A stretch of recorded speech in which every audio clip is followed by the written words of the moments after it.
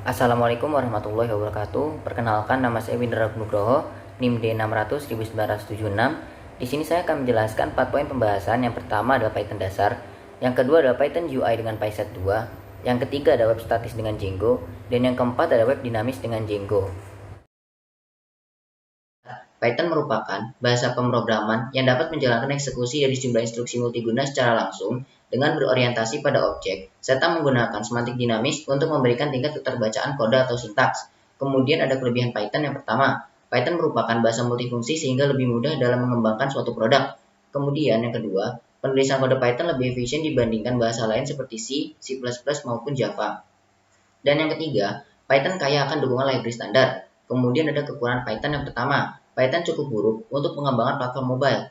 Yang kedua, Python merupakan interpreter, sehingga bukan perangkat bantu terbaik untuk pengantar komponen menjadi kritis. Dan yang ketiga, hampir mustahil untuk membuat game 3D grafis tinggi menggunakan Python. Kemudian ada algoritma. Algoritma adalah deretan instruksi yang jelas dalam memecahkan suatu masalah, yaitu untuk memperoleh keluaran yang diinginkan dari suatu masukan dalam jumlah waktu yang terbatas. Kemudian ada flowchart. Flowchart adalah suatu bagan yang menggambarkan atau merepresentasikan suatu algoritma untuk menyelesaikan masalah. Berikut contoh flowchart. Di sini flowchart akan diawali dengan kata mulai dan diakhiri dengan kata selesai. Bentuk dari shape-shape ini, yang pertama ini bentuk oval melambangkan terminal. Yang jajar ginjang ini mengartikan bahwa ini untuk pengeluaran output maupun input. Kemudian yang berbentuk persegi panjang ini berfungsi untuk melambangkan proses, dan yang berbentuk belah ketupat ini untuk menggambarkan kita pembuatan keputusan antara ya atau tidak. Kemudian untuk skrip pembahasan, pada program ini menggunakan program pengulangan dan program pengandaian. Di sini ada untuk program pengulangan ada while dan for. While adalah struktur yang melakukan pengulangan secara tidak terbatas, tidak terhitung, dan hanya dapat berhenti jika user itu yang menghentikannya. Misal di sini pada etiket ini, step pertama adalah pilih bus class. Jika kita memilih patas, VIP, eksekutif, double decker, maka kita akan melewati banyak proses ke bawahnya. Dan apabila proses ini sudah selesai, maka akan kembali lagi ke pilih bus class. Begitupun seterusnya hingga pengguna mengetikkan exit. Karena di sini exit berfungsi untuk berhenti dari program karena telah diberikan kode exit di sini. Kemudian untuk for adalah struktur yang melakukan pengulangan secara terbatas, dapat dihitung dan banyaknya bisa diatur oleh pengguna program. Misal di sini for i in range integer nama. Di sini nama adalah input banyaknya pemesan tiket. Jadi apabila banyak pemesan tiketnya 4, maka for akan melakukan pengulangan sebanyak 4 kali. Apabila banyak pemesan tiketnya 5, maka for akan melakukan pengulangan sebanyak 5 kali. Dan apabila banyak pemesan tiketnya 10, maka for akan melakukan pengulangan sebanyak 10 kali. Kemudian untuk program pengandaian, di sini ada if. If ini adalah struktur pengandaian yang berstatement benar. Contoh di sini, kita memilih patas, akan muncul kode bus dan harga. Jika kita mengetikkan kode 1 yang paling atas, maka di sini akan masuk ke dalam if, yang artinya true, dan kita bisa melanjutkan ke proses selanjutnya. Kemudian ada elif. Elif ini struktur pengandaian yang bernilai benar pula, tetapi di sini apabila kondisinya yang memiliki statement benar itu lebih dari 1. Misal di sini, patas ini memiliki kode 1, 2, 3. Maka untuk kode yang kedua dan ketiga maupun yang seterusnya, ini akan diberikan elif. Ini berstatement true dan bisa melanjutkan ke proses selanjutnya. Kemudian ada else. Else ini adalah struktur pengandaian yang memiliki statement salah. Misalnya di sini, kodenya 1, 2, 3. Apabila kita mengetikkan kode selain 1, 2, 3, maka akan memiliki nilai false dan akan muncul ini, print kode tidak ditemukan. Kemudian untuk tipe data, pada program ini yang pertama ada integer. Integer ini fungsinya untuk mengubah dan menyatakan bahwa nama akan menjadi bilangan bulat. Nama di sini banyak pemesan tiket akan diubah menjadi bilangan bulat. Kemudian ada str. str ini berfungsi untuk menyatakan kalimat yang diawali tanda kutip dan diakhiri di tanda kutip. String ini dapat berupa huruf, angka, maupun kalimat. Kemudian ada boolean. Boolean ini true dan false. True akan bernilai 1 dan false akan bernilai 0. Kemudian untuk operator, pada program ini ada operator aritmatika. Ini misal contohnya jumlah tiket dikalikan harga. Dan ada operator penugasan. Contohnya ini tambah sama dengan. Ini artinya untuk menambahkan nilai variabel dengan nilai yang ada di sebelah kanannya. Yang kedua adalah Python GUI dengan PySet 2. GUI adalah suatu sistem terbuka yang membuat para pengguna dan user mampu berinteraksi dengan suatu perangkat komputer yang digunakan oleh user tersebut. Sistem operasi GUI secara umum akan ada jendela, menu, tombol, icon, dan lainnya yang didesain supaya penggunanya lebih mudah dalam berinteraksi dengan sistem operasi atau aplikasi. Sedangkan dalam penerapannya, GUI lebih baik digunakan untuk kebutuhan penggunaan umum karena tujuannya lebih ke user-friendly. Kemudian ada PySet 2 adalah sebuah sistem atau perpustakaan yang memungkinkan kita untuk mengembangkan aplikasi GUI dengan memanfaatkan Qt Framework. Dengan memanfaatkan library dan PySet 2, kita dapat membuat program. PySet sendiri memiliki beberapa versi. Yang pertama, versi yang pertama itu digunakan untuk Python 3.4 ke bawah. Dan kemudian ada Python dengan yang versi 3.5 ke atas akan menggunakan PySet 2 dan telah didukung oleh PySet 3. Kemudian untuk penjelasan pembuatan program perhitungan GUI. Di sini misalnya ada import sys berfungsi untuk mengimport modul ke PySet 2, kemudian ada PySet 2 Qt GUI, PySet 2 Qt Core, dan PySet 2 Qt Widget berfungsi untuk mengimport GUI, core, dan widget dari PySet 2 ke program. Di sini ada kelas menu QWidget berfungsi untuk membuat kelas yang akan disupport oleh widget. Kemudian di sini ada dev init self. Ini berfungsi untuk apabila program dijalankan, maka akan otomatis muncul pada jendela. Dan QWidget ini apabila berfungsi nantinya program dijalankan, maka widget-widget akan langsung muncul otomatis pada program. Ini self sampai sini. Ini berfungsi untuk mengatur isi dari jendela yang otomatis muncul pertama kali. Misal di sini self resize 500-300, maka akan memiliki ukuran 500 kali 380 X dan Y. Kemudian ada QLabel. QLabel ini berfungsi untuk menampilkan teks pada program. Ini adalah widget. Ini contohnya. Kemudian adalah move 85/4,40. Ini fungsinya untuk mengatur tata letak dari teks.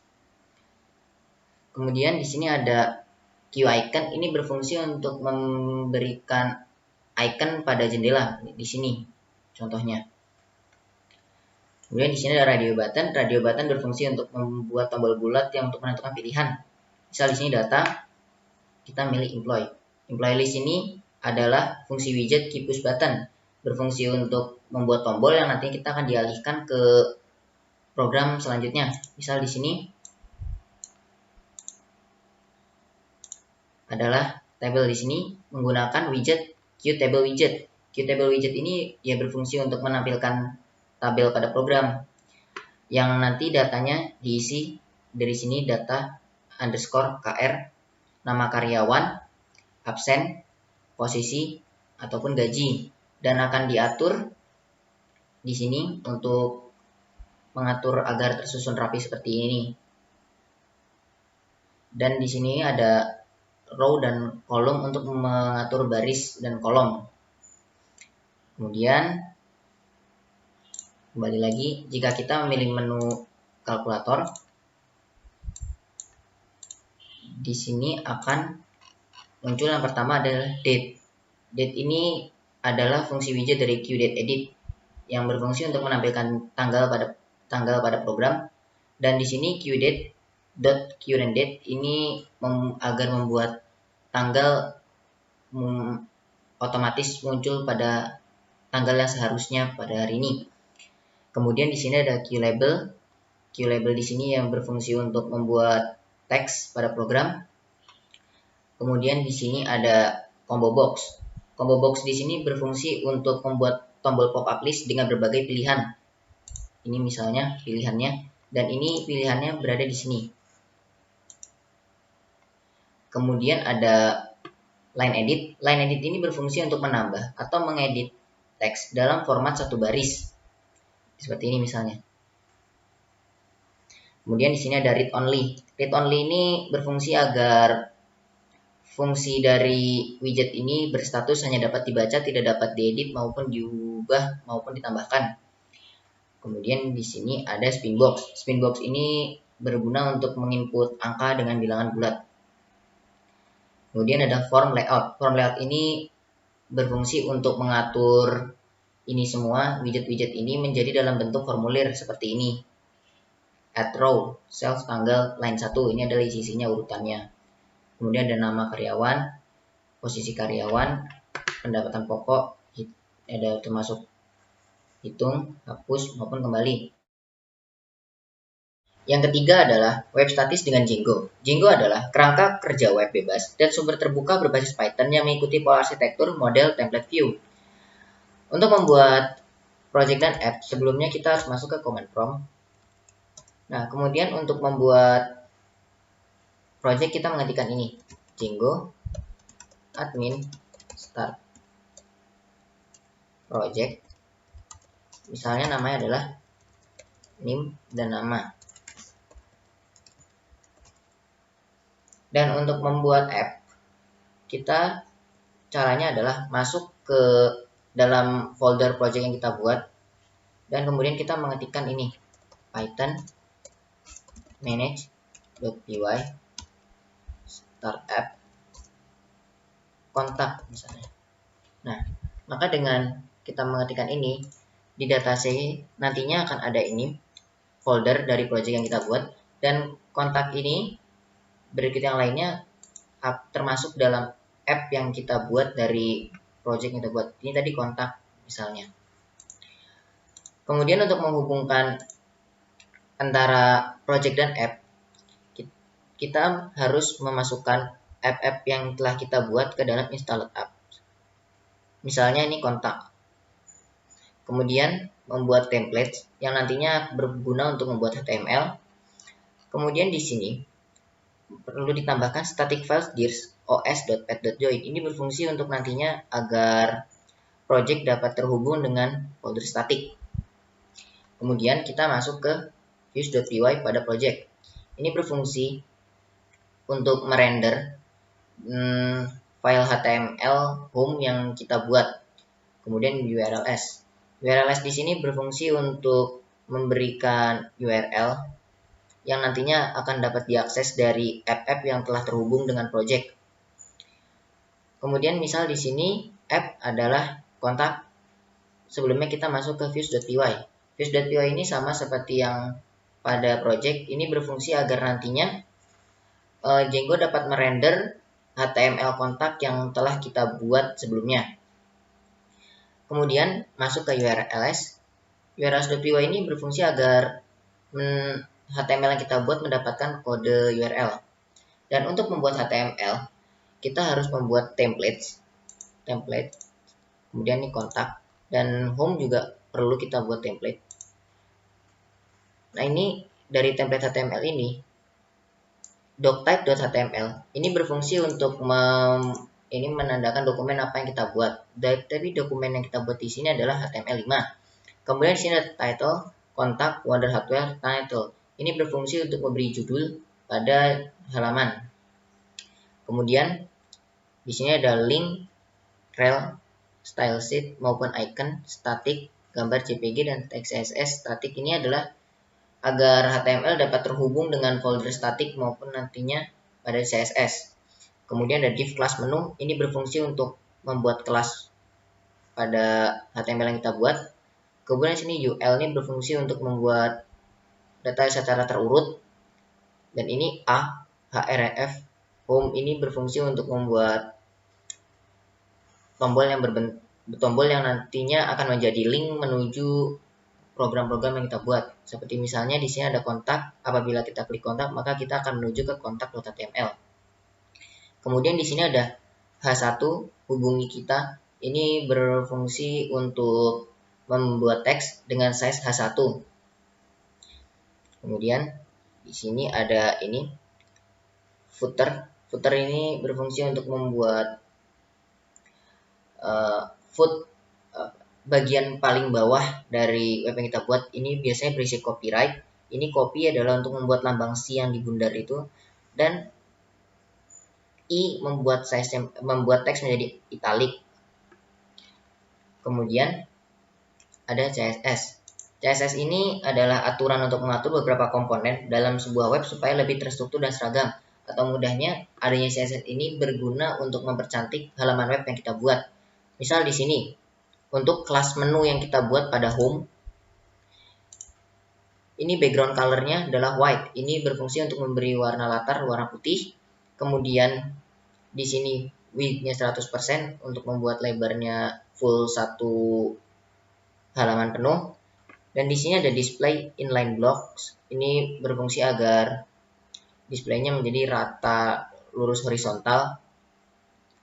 Kemudian di sini ada color gray, berfungsi untuk memberi warna teks menjadi warna abu-abu. Dan pada kontak misalnya di sini pada kelas main. Di sini kelas main misalnya di sini font family Courier. Ini berfungsi untuk mengatur font menjadi Courier. Dan ini margin top 70 px adalah berfungsi untuk memberi margin atas sebanyak 70 pixel. Berikut halaman web yang tidak dihubungkan dengan CSS dan dengan halaman yang dihubungkan dengan CSS. Dan di sini adalah submit dan reset. Ini berfungsi untuk membuat tombol dengan value submit, dan reset adalah untuk value reset atau menghapus. Jadi submit ini nanti apabila kita menuliskan nama, email, dan tulis pendapat, ini akan terkirim. Dan apabila reset, misalnya kita beri nama saya, apabila kita reset, maka akan terhapus. Yang keempat adalah web dinamis dengan Django. Database adalah sekumpulan tabel-tabel yang saling berelasi. Relasi tersebut bisa ditunjukkan dengan kunci dari tiap tabel yang ada. Satu database menunjukkan satu kumpulan data yang dipakai dalam satu lingkup perusahaan dan instansi. Berikut manfaat database bagi perusahaan. Yang pertama, mengurangi redundansi. Yang kedua, integrity. Yang ketiga, menghindari inkonsisten. Yang keempat, penggunaan data dapat diakses oleh beberapa user secara bersamaan. Yang kelima adalah menyangkut keseragaman penyajian data. Dan yang keenam, menyeimbangkan kebutuhan. Kemudian, yang kedua adalah CRUD. CRUD ini adalah create, read, update, dan delete. Ini adalah proses yang sangat berkaitan dengan pengambilan atau transaksi data dari atau ke database. Jadi maksudnya, data yang ada di database, maka akan muncul pula data pada website. Dan ini sama. Caranya adalah yang pertama, menghubungkannya. Kita mengubah engine menjadi MySQL dengan nama database industri sesuai yang kita buat dan telah kita hubungkan. Kemudian kita membuat models.py. Ini berfungsi untuk membuat kelas-kelas dengan models yang nantinya akan dihubungkan dengan database. Kemudian kita membuat filesform.py. Ini berfungsi untuk menghubungkan data-data yang telah kita buat di models tadi menuju ke database. Kemudian untuk create ini berfungsi untuk membuat data baru. Misalnya di sini tambah data.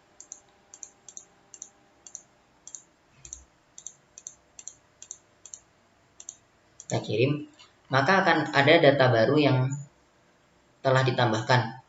Dan data ini juga akan ada pada database. Kemudian ada read. Read ini adalah pengambilan data dari database. Jadi, data yang ada di database yang telah dihubungkan, maka akan muncul pula dengan web yang saling berhubungan dengan database. Kemudian ada update. Update ini berfungsi untuk mengubah data. Misalnya, ini ingin mengubah kuantitas menjadi 35. Kita kirim, maka akan terupdate data dan menambah kuantiti menjadi 35. Di sini pun di database akan berubah datanya menjadi 35. Dan yang terakhir ada delete. Delete ini berfungsi untuk menghapus data.